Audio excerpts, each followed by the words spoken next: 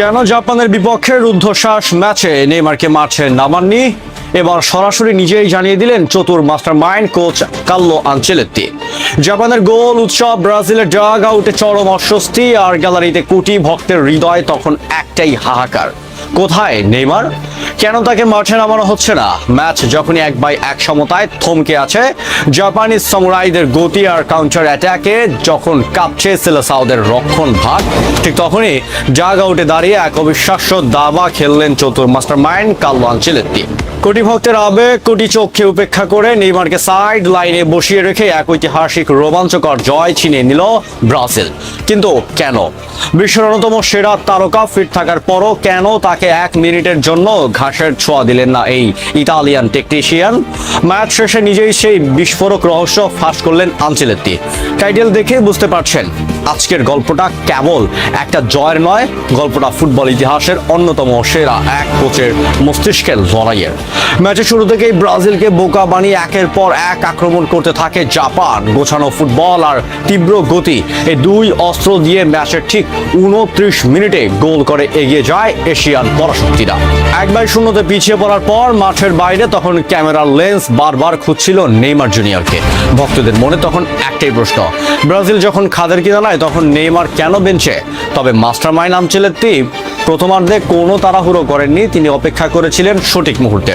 দ্বিতীয়ার্ধে মাঠে ফিরেই নিজের চতুর চাল চাললেন আনচেলত্তি। দলের কৌশলে আনলেন আমূল পরিবর্তন করলেন খেলোয়াড়দের পজিশন, আর তার সেই মাস্টার স্ট্রোক কাজে লেগে গেল হাতে নাতে।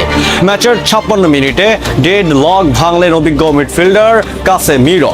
তার দুর্দান্ত গোলে 1-1 সমতায় ফিরে 5 বারের বিশ্ব চ্যাম্পিয়নরা। ম্যাচ যখন সমতায় ফিরল তখনও ভক্তদের আশা ছিল এবার হয়তো ডেড লগ ভাঙতে জাদুকর নেইমারকে মাঠে নামানো হবে। কিন্তু আনচেলত্তি ডাগ আউটে হাত গুটিয়ে শান্ত দাঁড়িয়ে রইলেন। ঘড়ির কাঁটা 60-70 পেরিয়ে 80 মিনিটে পৌঁছালেও নেইমারের গায়ে জড়ানো থাকলো সেই বেঞ্চের ওয়ার্ম আপ জার্সিটাই। ম্যাচ যখন নিশ্চিত ড্রয়ের দিকে এগোচ্ছে, ঠিক তখনই যোগ করা সমন্বয় 6ষ্ঠ মিনিটে অর্থাৎ 96 মিনিটে ঘটলো সেই অবিশ্বাস্য ঘটনা। গ্যাব্রিয়েল মার্টিনেল্লির বুলেট গতির এক শট কাঁপিয়ে দিল জাপানের জাল। রুদ্ধশ্বাস হাড্ডাহাড্ডি এক ম্যাচ জিতে মাঠ ছাড়ল ব্রাজিল। কিন্তু ম্যাচ জিতলেও আলোচনা থামেনি। ম্যাচ শেষে কাজ টিভির মুখোমুখি হয়ে কার্লো আনচেলত্তি নিজেই খোলাসা করলেন নেইমারকে না নামানো সেই চতুর পরিকল্পনা। আনচেলত্তি স্পষ্ট ভাষায় জানান, আমাদের মূল পরিকল্পনা ছিল অতিরিক্ত সময়ে নেইমারের সাথে আমার আগেই কথা হয়েছিল। আমরা যদি 60 বা 65 মিনিটের মধ্যে সমতায় ফিরতে না পারতাম তবে ওকেই মাঠে নামানো হতো। কিন্তু দল যখন গোল শোধ করে দিল তখন আমি উইনিং কম্বিনেশন ভাঙতে চাইনি, কারণ ম্যাচ তখন আমাদের নিয়ন্ত্রণে চলে এসেছিল। একেবারে খাঁটি মাস্টার মাইন্ডের মতো চিন্তা, আবেগ দিয়ে নয়। আনচেলত্তি ম্যাচ জিতেছেন নিখুঁত হিসাব নিকাশ আর দূরদর্শিতা দিয়ে। তিনি জানতেন জাপানের মতো হাই ইন্টেন্সিটি দলের বিপক্ষে অতিরিক্ত সময় নেইমারের ফ্রেশ লেগ কতটা ভয়ঙ্কর হতে পারত। তবে শেষ পর্যন্ত মার্টিনেল্লির কাজটা নির্ধারিত সময়ে শেষ করে দেওয়ায় নেইমারকে আর কার্ড ছাড়তে হয়নি। তবে এই মহাকাব্যিক জয়ের রাতে ব্রাজিলের জন্য বড় ধাক্কা হয়ে এসেছেন দুই মিডফিল্ডার কাসেমিরো এবং লুকাস পাকেতার ইনজুরি। ম্যাচ শেষে আনচেলত্তি জানিয়েছেন তাদের শারীরিক অবস্থা নিয়ে এখনই নিশ্চিত কিছু বলা যাচ্ছে না, অপেক্ষা করতে হবে অন্তত আগামী 24 ঘন্টা।